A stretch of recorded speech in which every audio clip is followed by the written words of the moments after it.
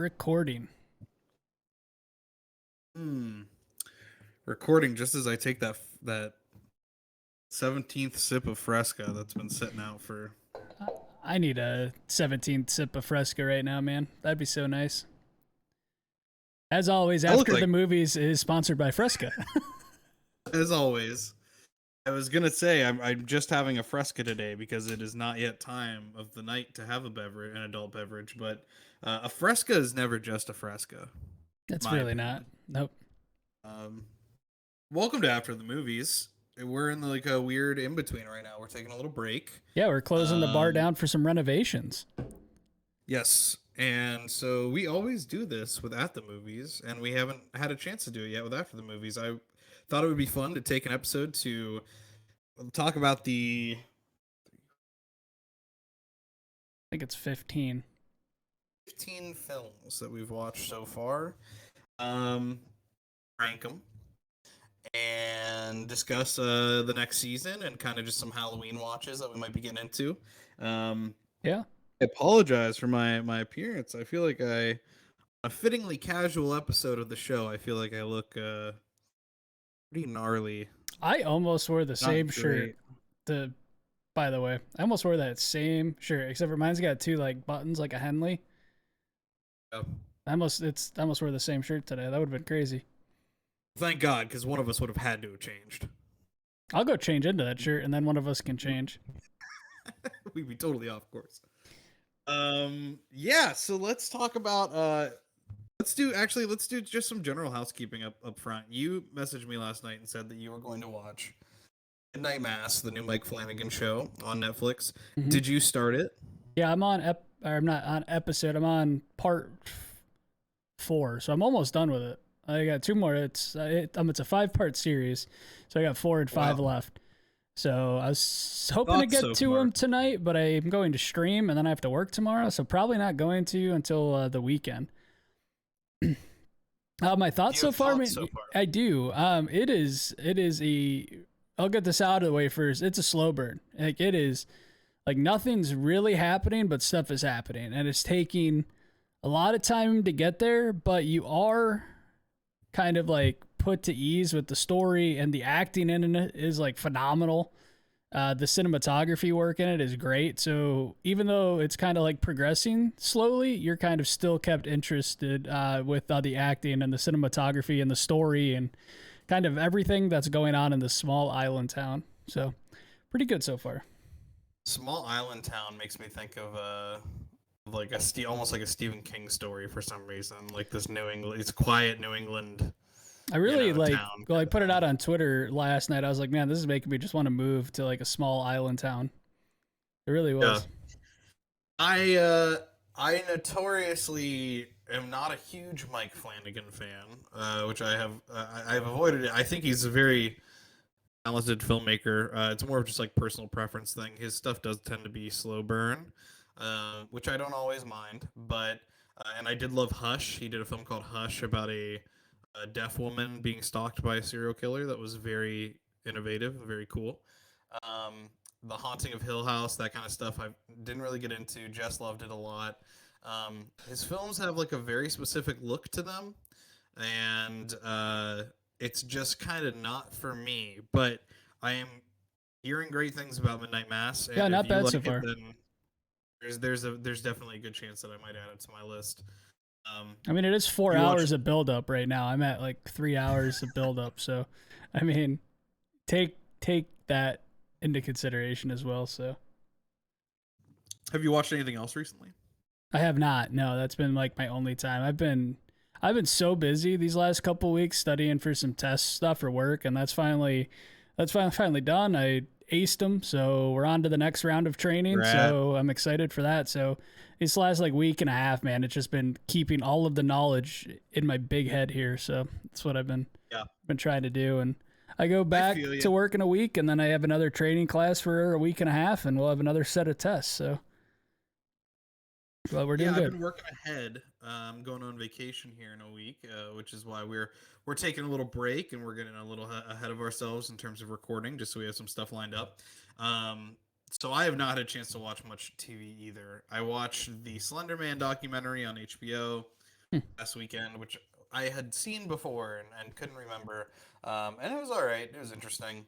Um, what else did I am currently rewatching the Batman films, minus the Christopher Nolan ones because I've seen them so many times. But I am watching Batman with Michael Keaton right now, and then I will watch Batman Returns with Michael Keaton. I like the Um, original ones better. I like the Michael Keaton ones better than I like the Christian Bale ones. they're very, uh, they're very the stake. You know what? They feel most like a comic book. Um, than the other stuff. Like it doesn't have that kind of gritty realism to it, but it does kind of feel real in the sense that like the stakes are real. And I talked about this a little bit with my Spider-Man rewatch, but like you just have Michael Keaton and Jack Nicholson just like fighting each other. There's no like big CGI ending into the movie where there's, half the town is being sucked up into a black hole. It's just like very one-on-one personal kind of stakes, and I really Yeah. enjoy that. I think the reason too why I like those ones is because when I was younger, I don't know if you're familiar with Darien Lake at all, but it's an amusement park in New York State that we would go to like during the summer, and they had a Batman like show that like in there. So you'd go in there, you'd watch this Batman show, and it was just like the same thing. It was Batman versus the Joker. There's a lot of explosions. There was cars whipping around. There's dirt bikes whipping around. It's just like I just really enjoyed those kind of like it makes it feel like you're just watching a comic as opposed to like watching a big feature film. So Sure, for sure. The only other thing I would say is I watched Fright Night, the original Fright Night film, for the first time, and it is a just a great Halloween watch. It nice. is like a perfect gateway horror for like kids. I mean, it is like an R-rated movie, but it's not like too terrifying or anything. But it's also like funny, and the premise of like a vampire moving in next door and having to get the local horror host to come like exercise him is very funny. And it's just like practical effects, and it's a lot of fun. Good '80s film, so Nice. I recommend that for sure. Well, without further ado, let's get into this. We're about five. Well, usually we would do this one, when a season's done, we'd have 10 movies to rank. Today we have 15. Mm-hmm. So, would you like to? So we will be going through one of our lists Mm-hmm. and talking about the films. And at the end, the other person can recap their list, and we can see how similar they were. So, Yeah. would you like to go off your list, or would you like to go off mine? Up to you, bud. I'm fine going off mine if that's what you want to do. Let's go off yours. All right. Let's go bottom to top. So we've Bottom got to top. 15 movies. Bottom to top. I want to know what's the worst, but it's gonna get bad before it gets better. So tell me, what It's is gonna be number worse 15 before. on your list? There's a lot of bad. Yep. As everybody knows, the first little bit of after the movies was very painful to me, and you're gonna see it in this list. Some of these could probably be interchangeable. A lot of them I'd say were almost ties. My bottom film, my 15 of 15 films is going to be The Conjuring 3. I am right there with you, my friend. Um, Uh, I thought it was not a great movie in a lot of aspects. There was like maybe two things that happened that I think that we said were cool. There was like two cool shots, and the rest of it just was not. It was not a good film. It just wasn't okay, and it sucks too because it was one that I was like, oh, we gotta watch it because the hype before it looked so cool, and then I was so disappointed by the time that this movie ended. So that's why it's at the bottom. yeah, look at *Malignant*. I mean, like whether you love that movie or hate that movie, because I did meet some people last weekend when I was in Pittsburgh that did not like that movie as much as I did. But whether you love it or hate it, I feel like you have to admit that it is, uh, without a doubt, just more interesting. Yeah, it's way better on It so is, many levels. it's way more of a unique premise. It subverts your expectations. And this is kind of what I was worried about with *Malignant*. Was James Wan is a very talented director, and he created the Conjuring series. I do like the first two Conjuring films, but I feel like you have Annabelle, and then you have the Nun, and you got the case of La Llorona. You got all these like kind of spin-off things happening, and he is getting kind of further and further away from it. And it feels like people that are just trying to kind of copy his haunted house style. Yeah. And I just don't think much really happens. No. in this movie that to make it interesting. I remember specifically being there was the man who is possessed. So they did they almost made it look like a courtroom drama in the trailer, which was I was kind of I was curious about. excited for that because it was like the Right. first ever. I mean, the reason why I got excited was because it was like the first ever case of a demonic possession. And then they just were like, yeah, that's it. Like, that's all we're going to talk about it. Like, we're never going to do it again. That's the only time we're There's going to touch literally on like it. one scene. It's like one scene, the guy gets sentenced, and then you just like don't see him again until the end of the movie. So, Yeah, and they did something um, bad too, where it's like when they showed the trailer, they showed the best part of the like they showed the whole movie. Like they gave it away too quick. So that wasn't good. I mean, usually like in trailers they show a lot and you're like and then when you go and watch it you're like, "Oh, that's a little bit different." They just were like, "Nope, this is the movie. Here you go. We ruined it for you." yeah, I just and it was lengthier. It just all in all just didn't didn't add up for me. Felt like a run of the mill exorcism film. Yeah. And just not very memorable. So I'm right there with you. That is my number 15 as well. Take us Uh, to number 14, my friend. my number 14 is one that we watched together in theaters. M. Night Shyamalan's Old.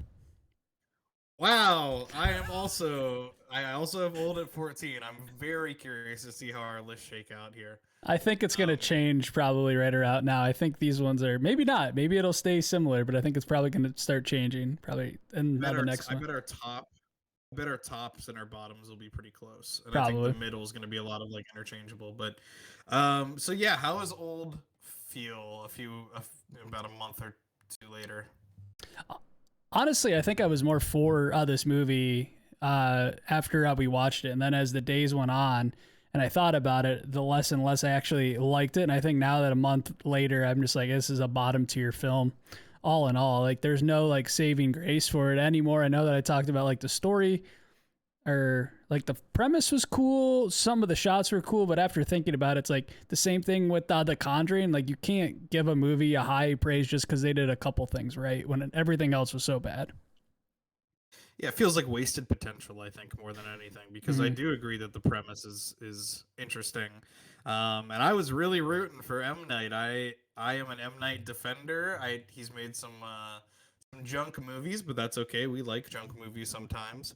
So I really had no issues with it. And this was like beyond campy bad. It was just like bad. Well, you could Um, see that like maybe like it could be a cult classic like down the road. Like if it was like too bad, like that can't be bad you speak of. But this will fade off. Nobody will be like, oh, right. old. Just not gonna happen. There's not really I mean, like he's known for his twist, and not that there has to be one, but like the twist here is forgettable. The twist being spoiler that they are um, being given advanced medical trials on this island. The acting is bad, but I don't think it's the actor's fault. I think they're given strange dialogue, which has never been his strong point. And then I feel just like the direction was lacking. Like he wasn't giving them enough direction in terms of like how lines are supposed to be delivered. Mm-hmm. And it kind of just feels like a free for all. It feels like everybody's kind of got their own idea of the character. They're doing their own thing, and it doesn't mesh. Yep. Um, Not to mention the absolutely bizarre pregnancy scene Yeah, didn't I where did not enjoy that. Did not enjoy that at where all. two 6 year old children are have the bodies of adults and have a baby. It was not fun. So yeah, unfortunately, man, it soured on me enough that this weekend I was looking for some movie. Walmart comes out with like a they come out with these glow in the dark covers of like horror movies that they put out every Halloween, and they had a copy of The Visit, which I really liked, and I held off on buying it because I was like, I should rewatch that first because there's a chance that I will purchase this and then I'll be like, oh, maybe this wasn't good either, you know. Mm-hmm. Um, so that's been kind of a sour one for me as well. So, all right, take us to 13. Moving on, my 13 out of 15 film. No surprise, 'cause this one completely killed me inside. The Amusement Park. Fair. I have that one just a little bit higher. Not too much higher, but we'll talk about that at the end here. Yeah, I just think Yeah. I don't think it was the film's fault. It was just the premise of it was something. It was like watching my own grandparents go through like dementia and things, and like seeing it like go through its stages. Just watching it just made me think about that, and I was just like, just so many emotions. I was just in shambles by the time like this all was over. Like, so it just hurt. So it's not a movie that I ever want to watch again. I think it was good for what its purpose was. Well, actually, no, I think it was bad for what its purpose was. I couldn't imagine paying somebody to make a film about elder abuse and then having this thing come out. But hey, you know, it's what you should expect from Romero there. So It's effective. I think would be the positive spin on it would be that it's effective. Um, I agree. It is a film with not much amusement to be had no, at the park. It is. I have it a little bit higher on my list because I feel like it is a little bit of like a touchstone in terms of being like a lost film that we suddenly have the ability to see, mm-hmm. and you can kind of see maybe why they didn't use it. The whole idea of hiring George Romero to do your elderly abuse film is also very like a bizarre decision. Yep, It's kind of this thing of like, what did you think was going to happen? yeah. I, I think it's good. I don't think it's particularly enjoyable to watch, but I do think it's like well directed. It's effective. Like I said, it is very unsettling. Um, it is not for everyone, but I think that if you're curious about it, watch it once and then just kind of let it live inside your brain for a little bit. Not something you're gonna want to go back to. Not something you want to go back to, and I think this is only for film fans, like film buffs. Like you got to be you have to love film, you have to love studying directors in order to put this film on. And we watched it on what, like a Sunday morning or something like that, or it was like a Sunday afternoon. Or maybe it was late. I thought we watched it at night, but what I will say is, it's not like, oh, George Romero, he did Dawn of the Dead, time to settle in for a zombie movie. Like, it is not that, and No. it is like an hour long that feels like 8. It feels like a complete work shift. It feels like you it just was like twice that because the miserableness just keeps piling on. It is honestly kind of a blueprint for the feel bad movies of some horror stuff that happens today. But so we're close on that one. I think it's got some value, but I completely agree that it is not an enjoyable experience. And now I think like in my rankings, these next 4, including the amusement park, are almost kind of like tied. And depending on like how I felt that day, they might move up or down a spot in this 4 position. Sure. But coming in at number 12, another film we watched together, Spiral. Okay. I am actually kind of surprised to see this as low as it is on your list. I am too, and it actually, I think it's because I appreciated the movies. Like, this one probably wasn't that bad, but after like really thinking about the other movies I watched, I really just put it, I don't know. I'm kind of surprised too now that I'm actually seeing that there, but well, it makes sense. When I was going through my list, I just was kind of using my gut reaction to like, do I want to watch this again? mm-hmm. How do I feel about this right now? Like if somebody asked if I wanted to watch this right now, would I feel like watching Spiral or the amusement park? And that's kind of just how I used to, I didn't want to overthink it. So if it's here, I mean, if this is where it fits for you, this is where it fits for me, man. It's as crazy as it sounds. This is where it ended up. Not an overall great film, but it wasn't bad either. I mean, it was definitely, if I watched this film at home or like rented it, I don't think I like it as much. It was, I believe, one of the first films we saw back in theaters. So there was a lot of like just happiness around it, and then I think as time goes on, it really like, comes to where it belongs in this list of movies as the kind of That's like, fair. Yep. I'd say it's a very mid-tier film based on this list. I have it a bit higher, but it is kind of right middle of the road for me. I definitely loved the experience of going to see it. I appreciated you guys coming down to see it with me, mm-hmm. Because there's something primal about knowing these movies are bad, but being like, I gotta go see this dumb Saw movie in theaters. I gotta get somebody to go see it with me. It was the first movie I got to see back in theater, so it was great to get popcorn and to watch the movie with you guys. And um, I think that it is surprisingly one of the better Saw. I don't know if that's surprising. Now that I think about it, those No, movies are not very good. that's not I surprising. think I think it's probably like a top five Saw film pretty easily. It feels Yeah, more like it's, a it's more like a detective story. It is still gory and has the kills that you want, but it is more spread out and a little bit more believable, I think, in terms of how it's played out. It feels kind of like Seven or something. It feels a little more focused on like the detective procedural. mhm. And honestly, the movie's carried by just the novelty and the honestly, I enjoyed the acting. Yep. There's been some polarizing reactions, but I think it's carried by the relationship between Chris Rock and Samuel L. Jackson. I think it's awesome to see them in this movie. Um, I don't think we see enough of Samuel L. Jackson, though, if I can be honest. I think my biggest thing is how they sold it as a Chris Rock, Samuel L. Jackson movie, and he's in there in the film maybe for like 10 minutes total, yeah. not including the Well, one yeah. scene, not Right. including the final scene. But Yeah. He does. Yeah, he goes missing. So that's a big plot point.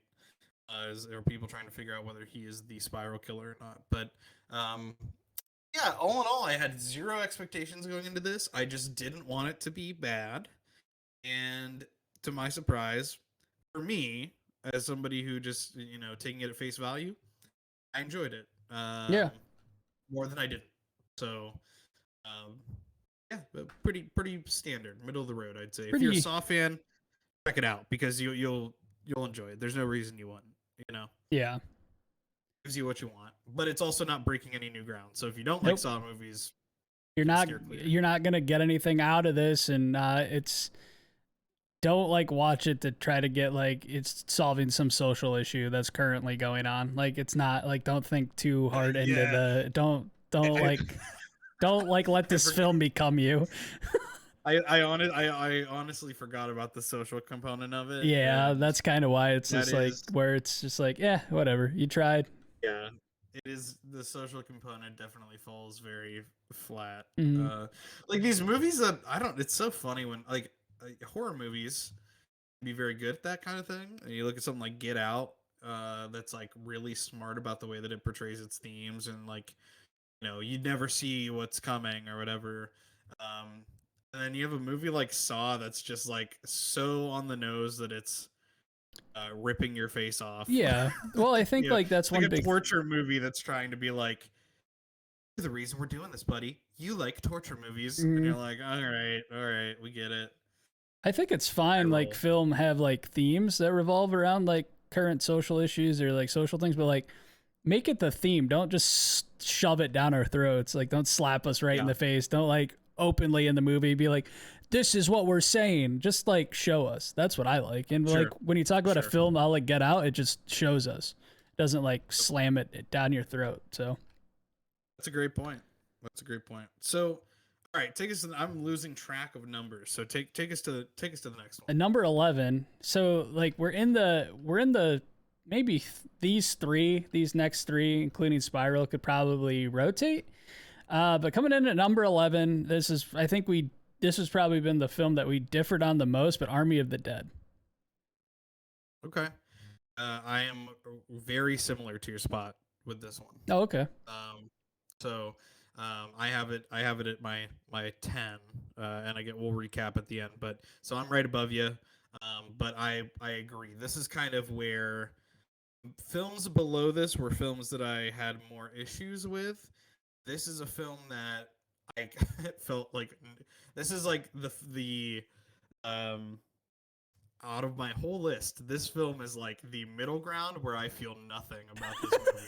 The movies above it, I like, and the movies below it, I have some issues with. This movie just exists. Well, that's how it should be, And right there, there in that spot, like in that 10 spot, that 10 or 11 spot is probably right where it belongs, honestly. So, now, well, we did differ on, and we did differ on some things because one of my pros for this movie would be that and this is not your experience, but for me, I didn't check the time on it at all, and it like the runtime didn't bother me at all. Yeah, that was If that was my biggest complaint.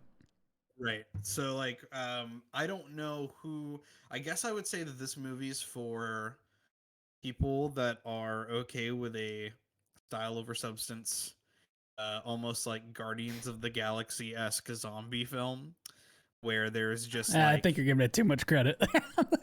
but well, but I see what you're saying. Yeah. it's just very colorful, and the reasons to watch it have absolutely nothing to do with the characters whatsoever. Which I guess yeah, Guardians is better at that, sure, certainly. But you watch this if you like the Zack Snyder slow motion, impressive action shots. So there are some Yeah. moments in the casino that are cool. I got a hot take Um, I want to give you real quick. yeah, shoot it over. So I think that this film would be better if you watched it muted. That is probably legit. I bet you could find.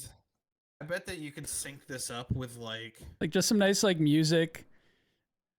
Yeah, I'm trying to think what would go well. I bet that. All right, my take is that if you hit play on this at the same time that you hit play as on the first Wolfmother album, and then you let their discography play out as the movie plays, you'll have a great time. Yeah, I think I'd actually Um, enjoy that. I think we should try it. That'd be pretty cool. we should try it. Yeah, that's this whole movie feels like a Wolfmother music video, but there's just annoying dialogues by Dave Bautista about his family and stuff in the middle of it. Yeah. Um, the only other thing I liked a lot was the design. I thought the design was cool. There is some awful stuff going on with Tig Notaro that is not her fault. They had to cobble something together pretty quick. But the look of Yeah. the zombie tiger, the look of the main zombie who has this kind of iron mask to protect his head. That was kind of cool. I area. gotta say. That I part like was pretty that. cool. It was like a comic book. It was interesting. So that's where I'm at with this one. I would watch it again, but I don't think I would pay attention to it. If somebody wanted to like throw it on and there wasn't anything else I wanted to watch, I wouldn't have any issues putting it on, but I'd probably be on my phone. Yeah. No, I agree. Cool. Pretty good for that like 10 and 11 spot. So talking about 10 now, my 10th film of this 15 films is on the topic of sound. Tenet. Yep, this one's a bit lower for me. How's Tenet been sitting you with? That's a more recent one. I just don't care about Tenet, man. I just got to be honest with you. I just don't care. I don't care about anything in that movie. And like, I know that we have some listeners that I've talked to, and I appreciate your guys' love for Tenet. And I'm not throwing it in anybody's face. Like what you like. I'm a big supporter of that. So if you like something, awesome. Live it, love it, like it, man. But I just don't care about this movie at all. I don't care about anything that's happening. I don't care about any of these characters. I don't care about the pincer movement. I don't care about the time thing. I just don't care anymore about this film. It's now been a couple weeks, and now I just don't care. That's why it's at 10, because it's like I don't know how I feel about it anymore. It's there. It's a film that I watch now. It's not I don't know. Tenet's actually at both my number 1 and my number 15. I agree completely. Tenet is a movie that happened to me. That I did. I like at a certain point, I stopped trying to get it. Yeah. And if that makes me a dumb guy, so be it. If somebody out there thinks that they got this all worked out, more power to you. Like what you like. But for me, this one, it was just like, okay, well, the next 2 hours are going to be over my head, so I'm just going to sit back. I'm just going to let this movie happen. Yeah. That's what it did. Very impressive action sequences. Some issues with the sound, certainly. Some big issues with the sound. Some. Yeah. And I guess. Wait, Jimmy, I can't hear you. The dialogue just absolutely gives out. I think that this is how I feel about Christopher Nolan as a whole. I think that I have trouble with the high concept stuff because it doesn't feel simultaneously, this isn't this much like a Christopher Nolan film. This isn't going to make sense, but it simultaneously feels like it is too explored and not explored enough. Yeah, Like the rules of 100%. his movies. Yeah. It feels like he did all of the homework to make sure it made sense, but then purposely left parts of that out. Yeah. And you're just like, okay, I can see that he's got his own internal universe with rules, Yep. but he's not really giving us enough about how those rules work. Yep. So we just kind of have to take him on his word that like, Yep. oh, it makes sense. Trust me, don't think about it too much. And I'm finally going to admit it because this is my podcast. This is my safe place for my discussions about film. I get why people love Inception, but like that's a one and done watch for me. Like I don't have any desire to watch that film again. Like, and I'm sorry. I know that's a lot of flack and people are going to be like, you're an idiot. Fine. I'm an idiot then. But like it's that is a film that I watched. I think I enjoyed it a little bit, but like I have no desire to sit through that and experience it again. I just don't. Yeah, I saw Inception in theaters. I bought it when it came out. I remember it not making sense either time that I watched it. And I wanted to impress people and I wanted to understand it. And I've just gotten to the point where I'm like, you know what? I'm sorry. Jason Takes Manhattan is a better film than Inception. 10 times out of 10, if somebody asked me if I'd rather watch a Jason Part 8, Jason Takes Manhattan, or Inception, I will watch Jason Takes Manhattan because it just makes me happy. That's my kind of movie, and Inception isn't. And if you love Christopher Nolan stuff, I totally understand why you would love Inception and Tenet because they are like hand in hand, very similar. Mm-hmm. And I think everybody's been watching / listening to this podcast for a very long time. We're just a couple of smart guys that like dumb movies. So yes, smart guys that like dumb movies. That's what we are. So too smart to enjoy Tenet. Too smart to enjoy Tenet. My brain's too. It's that meme of the guy that's like sitting on a beanbag chair that's made of his own brain. Watching Tenet, he's like, seems a little pedestrian to me. I don't know too much. This pincer, I remember talking about pincer movements when I was in middle school. Oh, so enough about Tenet, enough about Christopher Nolan. Let's move on to my number 9 of 15. And this is where it starts to get better for me. After 10, I think we get out of the kind of the muck, and Spiral really doesn't belong where it is, but it just happened to be there, so it's going to stay there. But that's what it is. But we're finally out of the trenches here. I'm starting to feel better this way into after the movies. I'm not texting you thinking about canceling it because every film we watch is just absolute dog shit. So number 9, a film we watched together, The Forever Purge.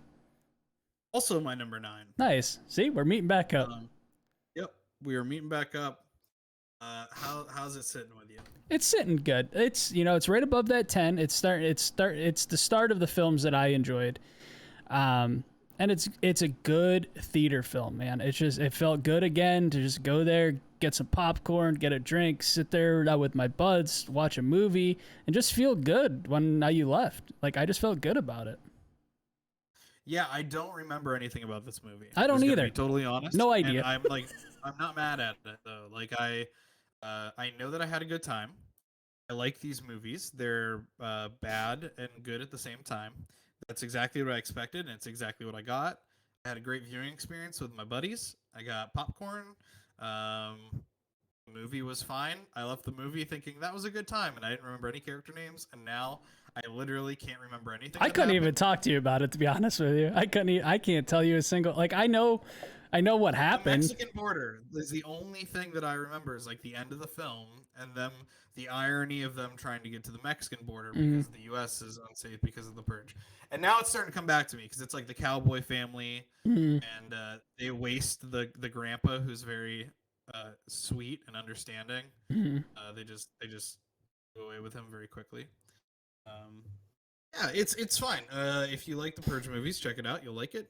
It is probably, I don't know if it's my least favorite Purge movie, but it's probably like 4th out of 5 for those. But it is exactly what you think it's gonna be. Similar to Spiral. Don't think too much of it. Don't Don't you dare start thinking about this movie. Don't even for a second start thinking about it. The only thing that is interesting about this movie, and it is not the movie's, it is not a conscious thing. That's why it's interesting. Is the fact that the movie is about a militia overtaking the U.S. government. And this came out around the time that the insurrection happened, and there's no way that it could have been like rewritten. I mean, this thing was shot, by the time. So that is just kind of this inexplicable thing that is like weirdly interesting for it to mirror that. So for that reason, I would say like 2. I would just say it's kind of an interesting case of art imitating life. Yeah. But otherwise, yeah, it's a standard shoot 'em up horror action kind of movie. So if that sounds like your bag, check it out for sure. Coming in at number 8 out of 15, a film that I think I enjoyed, if I remember correctly from talking about it, but Malignant. Malignant is a bit higher for me. And I can see why. But I think because like we did the list a little bit differently, I think. So the way that I think if I did my list the way that you did, I probably would have it higher. But out of like just my feelings right now about like remembering back, sitting at number 8. Very fair. Yeah, Malignant's funny because I was in town this weekend and I talked to some people that did not like that movie. Really? I didn't realize I didn't think it was like that much to like really hate on, to be honest with you. Well, yeah, and so the things that people don't like are valid. Dialogue in that movie is not good. It is corny, and it is particularly corny towards the end when that I agree with. Yeah, facing Gabriel, and he's like, she's like, "It's my body too, and I'm locking you up," and he's like, "I'll be back." It's very corny. That is, you are right. I can definitely see the corny argument for sure. And people seem to be getting hung up on how is this thing like a martial arts master. Oh, come on. You're not supposed to get hung up on stuff like that because the whole premise doesn't make any damn sense. You can't get hung up on stuff like that. That's where my thoughts differ. That's where I go in different because I can admit that the dialogue's bad. I'm not there for this movie to see the dialogue. This movie, so the reason I like this movie quite a bit is that it subverted my expectations. I really thought this was going to be similar to The Conjuring. Oh yeah, it could have easily been at like number 14. It could have easily been way down there. It could have easily been, but it wasn't. There are several points of this movie where it completely flipped on me. One of which being the mom falling through the roof when you realize that Gabriel's like hidden lab is in the house. There's a great aerial shot of the house when she's running through it. That's really cool. The practical effects of this when they first show Gabriel and it's like a puppet attached to her back. Awesome stuff. Mm-hmm. And all in all, this is, I said this on the other episode, and this is kind of what I stand by. This is a me kind of movie, because if something is willing to commit to going full bonkers, I will buy a ticket and I will take the ride. And I won't ask too many questions, because if it gets me, if I have no idea what's happening next, that is like a ride worth taking to me. Mm-hmm. And that's why I like this movie. Yeah. I understand people not liking it, but that's why it worked for me. I agree, man. I'm wondering if now I don't know. We'll see. I guess the whole point is waiting to see. That's why we don't tell each other our rankings before this. But I'm interested to see if our top 3 are the same as just like our. I don't think they will be. I bet they'll be close, but I bet there's going to be one that you really liked, that I know you really liked, that I bet will be in your top 3. That's going to be a little bit lower for me. Yeah. Coming in at number 7 out of 15. We're past the halfway point now. A classic horror story. This one is quite a bit lower for me. But not because I didn't enjoy it. I had a lot of difficulty ranking this one. This is above my bottom 3. I liked the movie. I liked the experience of watching it. The symbolism was very cool. another movie where I think it is maybe probably not as deep as it tries to be. Hmm. Um, but just an enjoyable film that had some issues for me, but I did enjoy it. I'm gonna have to go back and watch our podcast on it because I wonder if I'm changing my mind. Like I feel like I'm changing what I said because I don't know if I went in on this movie or if I was like supporting it. Interesting to think that now doing these rankings, I'm gonna have to go back and see where I Well, actually I was think on it it. because I don't really I remember my stance on this I movie. yeah, I think this was one that both of us, if I remember correctly, agreed that the stuff that worked, and the Hmm. stuff that didn't work. Yeah, Um, that is another that's reason why just I had a hard time how I feel ranking now. this one though. Had a very hard time. This was the only one that I think Yeah, I was like really questioning. it's pieces of an interesting whole. You know, it's pieces of something that works for me. Hmm. I would have no problems going back to watch it again. Um, you know, it's just not my favorite thing that we watched this season, Yeah, and I don't know how much lasting value it really has for me. It kind of I feels could like see a that. pastiche of. Yeah, We talked a lot about how other movies inspired it, which can be very cool, but at the same time, I think it kind of felt like a little bit like you put some classic horror stories, literally in a blender, hmm. and kind of blended them up into something, you know. Um, My biggest complaint though, I will say, is I did not like the ending and like the after credit stuff. Awful, I didn't like that awful. at all. I mean, Blood flicks. you could throw that right in the freaking trash, man. Like it's, that didn't put. I didn't consider that when I was doing my rankings. I did like the film itself when I was like, all right, Yeah, just do the film itself. But that after credits and the ending are just so bad. It is just not okay. It's not good. Not good at all. It just like it yeah. was such a great movie, and then it just like falls off a cliff, like right at the end, just jumps right Well, off the cliff. it's another one of those things of these self-righteous kind of like torture movies that are like pointing a finger at you, being like, "Look at you, sicko! You're watching our movie," and you're like, "Sorry, Yeah, I don't know what to tell it's you." like sorry, I'm watching this Um, as part of my Netflix subscription, but you paid $100 million or $10 million to make make it it. Yeah, it's right. like don't you point your finger at me, director. Yeah, it is. Yeah, the blood flicks thing is just on is As nope, the film gains nothing from it, and if it was cut, the film would be better for it. 100%. Um, so all right. Moving on to number 6 out of 15, a film that I actually really enjoyed. Surprisingly, very surprised about it because this was kind of the turning point. And after the movies for me, I was like, wow, I actually like the film. It's going to be the Tomorrow War. Okay, wow. I am surprised that this is here. Really? I thought it might be higher for you. Oh no, Um, it's right where it belongs. yeah. Tomorrow War was, I think, a surprise for both of us. I would say. Hmm. Um, I expected this to be very generic blockbuster. Yeah, It got dumped to Amazon. I am not the biggest Chris Pratt fan in the world.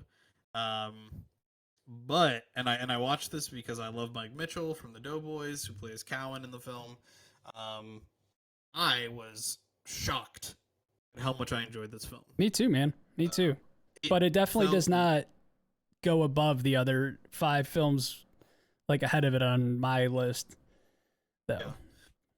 I just felt like it was a return to these blockbuster, like, you know, everything is franchise now. Everything is Marvel, Star Wars, Disney. We're getting this, we're getting that. Sequel to this, sequel to that. This felt like almost like Independence Day or something. This Hmm. felt like the kind of blockbuster that you don't see very much anymore, where it's an original story. Um, it deals with time travel and actually does a Does a great very job on it. Does a great job nice on it. job. Yep. Doesn't over explain it. Doesn't run into a ton of issues. It just it has like one Doesn't scene catch to kind of itself. explain. Yep, It's good. it's that takes some skill because there you see a lot of movies trip themselves up on the time travel stuff. Hmm. And I thought the creature design was cool. I was like, when I saw the creature, when I saw glimpses of it during trailers and stuff, I was like, oh, seems like there might be a little too much going on there. But I actually thought the creature was well designed, and there were parts of this movie that reminded me of Alien or Aliens, and there was some genuinely funny moments and some genuinely creepy moments, I think, in this film. Mm-hmm. No, I agree. I think overall, it definitely succeeded at what it wanted to be, and which is hard to say for a lot of films that are coming out now. So overall, really impressed by it. Definitely. Take a moment, because I'm going to grab a drink real quick. Okay.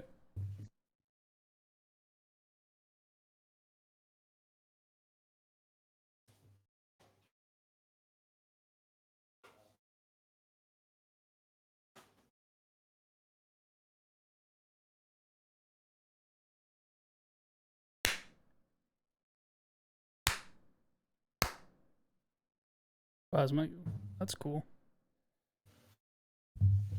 I have returned. Nice. So, anything to add on the Tomorrow War? No, that's it. I think we gave. Oh, I love those. Yep. Those are so good. You remember the ones that had the pill that you dropped in it? Pill? Yeah, it came with like a little pill and you dropped into it. It was pretty cool. I love those things. All right, you ready for my number 5, dude? Hit it. Suicide Squad. Also my number 5. Suicide Squad. I think it's out of all of these films, it's perfectly rated in my opinion. I'm glad that we ended up in the same spot. I think it deserves to be where it's at. Which is another film that actually surprised the hell out of me. I got to be honest with you. The same reason why I like the Tomorrow War is because it like shot down my expectations out of a cannon and moved like all the way up onto you. Like they were just so blown away. Yeah, completely agree. I've been a crank on this podcast before about superhero films. My biggest issue with them usually being just how factory made they feel. And the Suicide Squad works because they gave James Gunn free reign to create something that was just very weird and unique and stands out against any other superhero film I can think of from this year. So, the sense of humor, the acting is great. The performances, the casting, the misdirection in the beginning of the film when you meet the team and they were all wasted within 15 minutes is fantastic. But I would just say, the sense of humor, the acting is fantastic, and just how bizarre they're willing to go with it in terms of the starfish creature, embracing the R rating.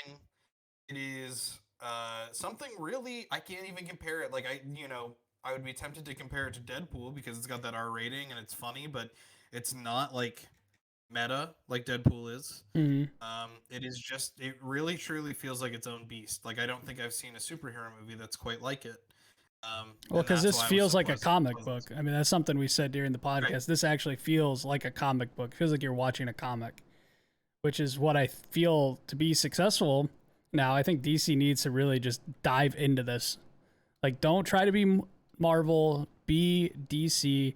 Treat your films like you're watching a comic book and you're going to be successful. Guaranteed. I completely agree. I think if DC stopped trying to copy the factory-made thing that Marvel's doing, and instead just let people have... they learned it with the Snyder Cut. Even if I didn't like it, they learned their lesson with people, wanting directors to have kind of final say on something. They gave it to James Gunn, and we got Suicide Squad, so now start picking some really cool directors and let them tell their stories, I think. I agree. But yeah, that's all I got on that, man. What do you got at 4? Number 4.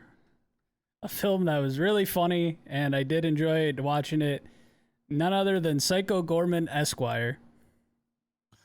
Psycho Gorman the Third. Psycho Gorman the Third, Attorney at Law. This one's lower for me, but it is a film that I definitely enjoyed.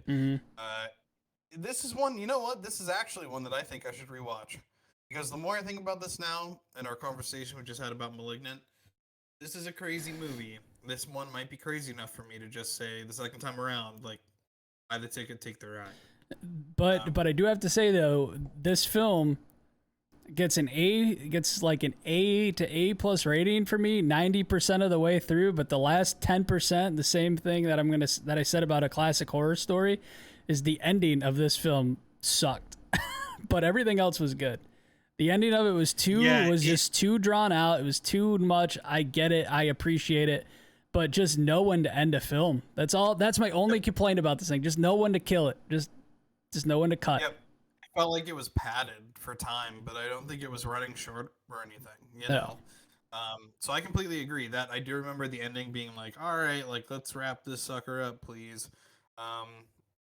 The girl can be divisive. She's sometimes very funny, sometimes very annoying. Mm-hmm. But I think their chemistry with Psycho Goreman is very worth watching. The humor is very funny. When he keeps appearing, I always think about the part where he keeps appearing to the dad in the bathroom, telling him where to go. Yeah, that was good. Like, it was hilarious. It was good. Hilarious. Hunky boys. I do not like hunky boys. Or do I? Or do I? It was a very original, very unique kind of film and very enjoyable. So I'm right there with you. Even though it's rated lower for me, I very much enjoyed Psycho Goreman. Number 3 out of 15, I think is your number 1. If I were to guess what your number 1 film is, I think it's my number 3. Coming in at number 3, a movie we watched together late at night, Fried Berry. You are correct. Fried Berry is my number 1. Mm-hmm. And we'll get into it when we talk about my list. Not Fried Berry, but we'll get into. I had a difficult time choosing between number 1 and number 2. I could see that. But yes, Fried Berry. Similar to Psycho Goreman in some ways. So I think better executed. So I actually think my 3 is your 1. My 2 is. Wait, my 3 is your 1. My 1 is your 2. And my 2 is your 1. I don't know what any of that. Did that make any sense?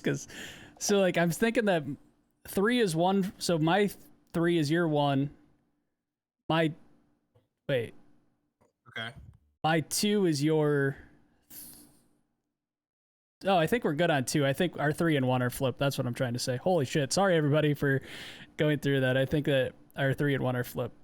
Now that put everybody through a mental exercise of stupidity. I'm sorry.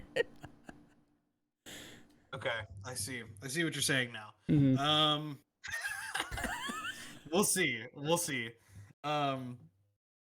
Fried Berry was unlike anything I've seen ever, and we'll ever see probably anytime soon. It was just a crazy film, and it was the first film we watched for the podcast. Oh, it was too. For after the movies. Mm-hmm. And it was your first time watching Joe Bob, and it was an experience. I had to rewatch it a second time because I got too tipsy when we were watching it. Yep. And did not remember it. Fond memories of Fried Berry. I think more people need to watch this movie. It is not for everyone, but I also think that there is like something for everyone in it. It is kind of all over the place in terms of genre. Yeah, what else is there to say about Fried Berry? What do you got? Just shout out to Ryan Kruger, man. He wrote his own review for the film, and man, I think he delivered on it. You have to have a set of balls on you to write your own review that says it's a cult classic. But man, was he right? He was right. Good for him. It was, yeah. This is, you see full frontal in it. Yep. Male full frontal. You see a baby be born that quickly grows into a full-grown man. Yep.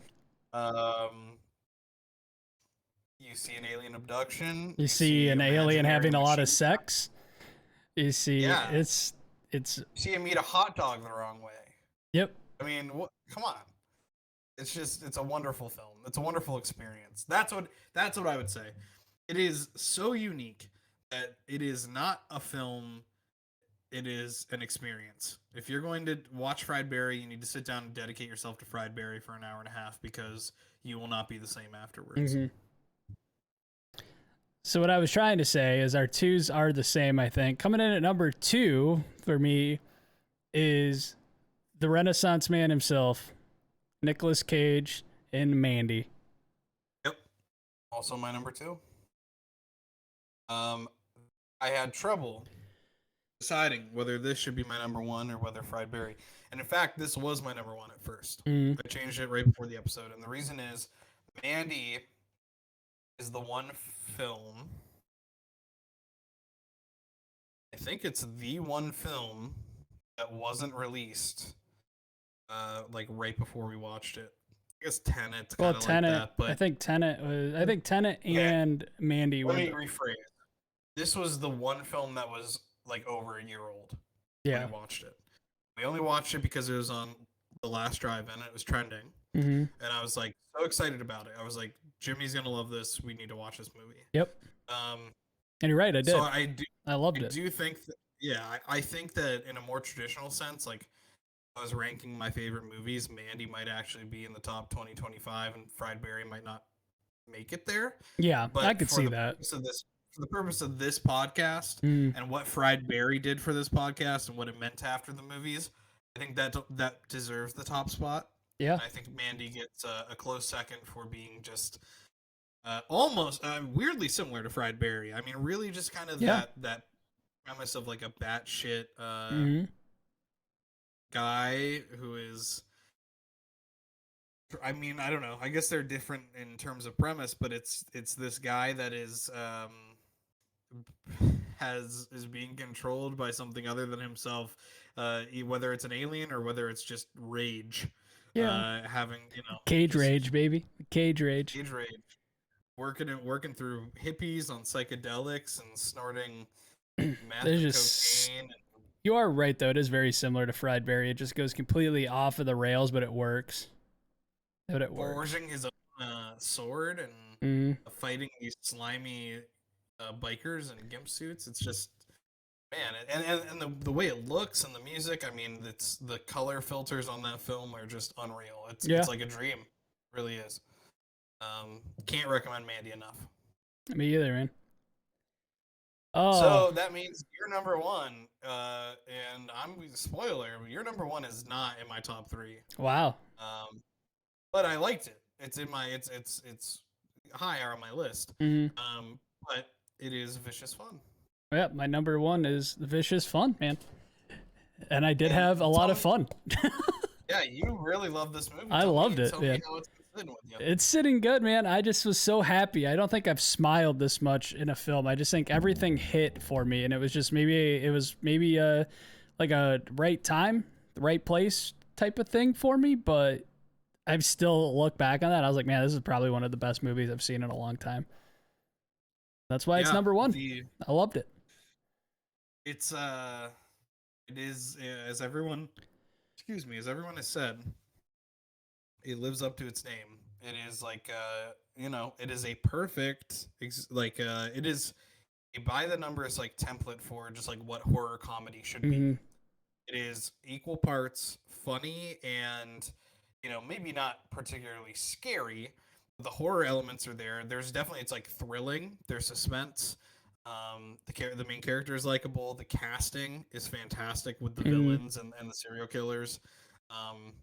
It is probably maybe the I can't remember when Fried Berry came out. But I would say this is probably like maybe one of the biggest surprises on Shudder for me, and I think for the platform as a whole this year.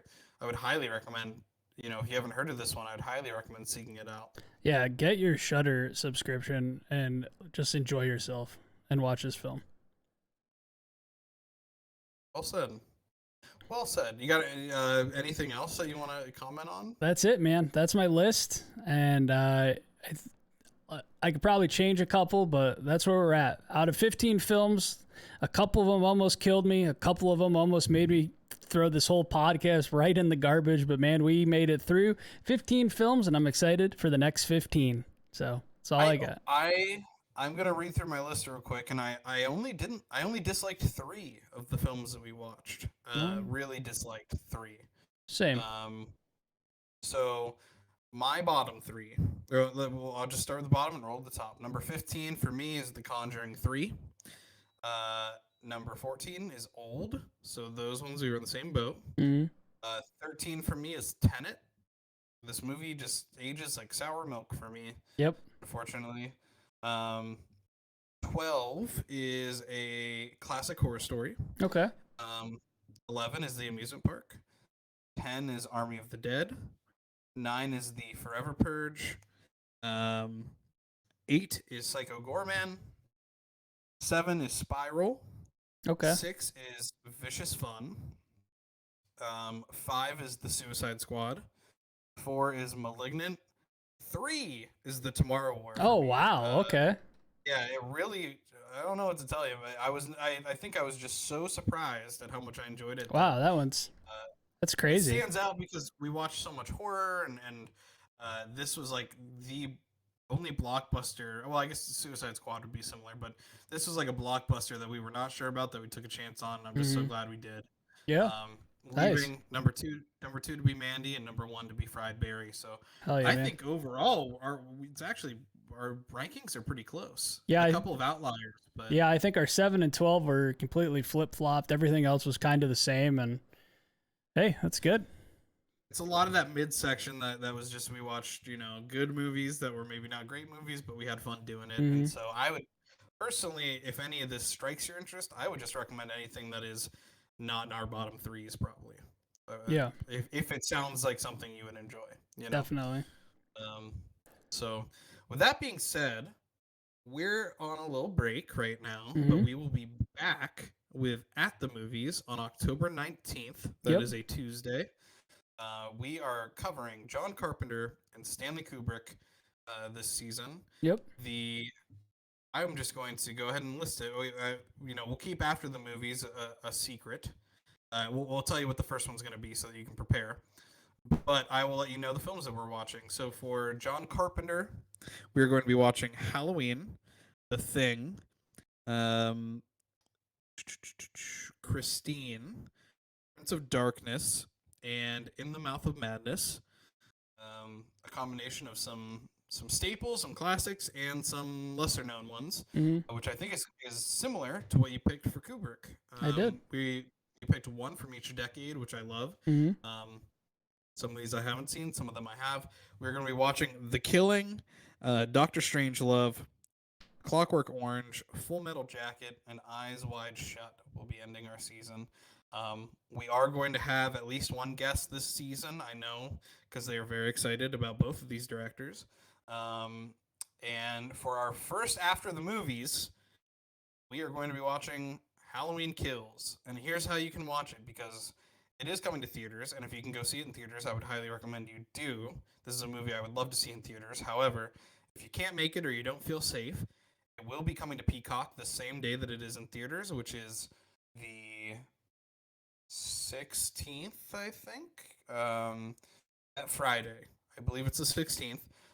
So if you're like me, you may be signing up for a Peacock free trial. And while you're there, I did just read an article that everyone's favorite horror icons are coming to Peacock for the season. So if you got a long Halloween watch list, you can watch, I believe they're getting a large portion of the Halloween, Friday the 13th, Nightmare on Elm Street, and Child's Play films. Wow.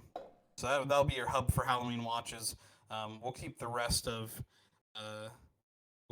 After the Movies a secret, but I don't think it's much of a secret what movies coming next. We got, just so everybody knows, so October 19th is At the Movies, and then that Thursday, which would be the 21st, will be After the Movies. So we're taking a break on all podcasts. This is the first time we've done this, but we're trying to sync everything back up. So we're taking a 2-week break on all podcasts. So everything will return October 19th. Yep. So thank you for putting up with us. We hope you enjoy the show. Please let us know. We're always looking for new movies to cover on After the Movies, but I think that just in the spirit of wanting to interact with people more, if there's something that you would like us to cover, please let us know, because I am sure that we can find a way to work it in. We are very excited to cover the directors for season 4. And we've got a lot of great HBO Max and Shudder exclusives for After the Movies next month. So stay with us, and we're excited to be back. One more thing before we close for a couple weeks. As always, I want to give a couple shout outs here. I want to give a shout out to our friends over at What the Film Corps. they put their podcast out on Wednesday, which is convenient because ours is Tuesday and Thursday. So if you were like, I need to listen to somebody talk about films, head on over and listen to What the Film Core podcast on Wednesdays. So it was nice of them to put it on Wednesdays, so we're not competing against each other, even though I know that had nothing to do with it. But I appreciate those guys, so you want to check them out. Also, huge thanks to our Patreon members. If you'd like to join Dylan Painter and Jay Irvin, head on over to patreon.com/Lomo Media. We have plenty of tiers. As low as $3 gets you in the Discord, gets you into the movie chat, gets you direct access to Aaron and myself, and it's probably, I think, the top thing we're trying to grow. So if you can support for 3, 5, or even 10, we would appreciate that. So thank you once again, Dylan Painter and Jay Irvin. You guys are great. Just making sure that. Thanks, guys. Just gonna check that we didn't get any new ones. I don't think so. Nope. Same. But you could be next. You could be next. Consider it. Scoop into, if you're out there trick-or-treating and you get to one of those houses where they give you pennies, be like, hey, give me 300 of those, and then sign up for the Patreon for a month. Send them our way. Send them. Yep. All right, guys, thank you so much for watching the show. We really appreciate it. And as always, I guess the bar wasn't even open tonight. We open. I turn on the light, but we got to shut it down because the contractors are coming in now. And yeah, get out. Get out of here. Get out. Get out.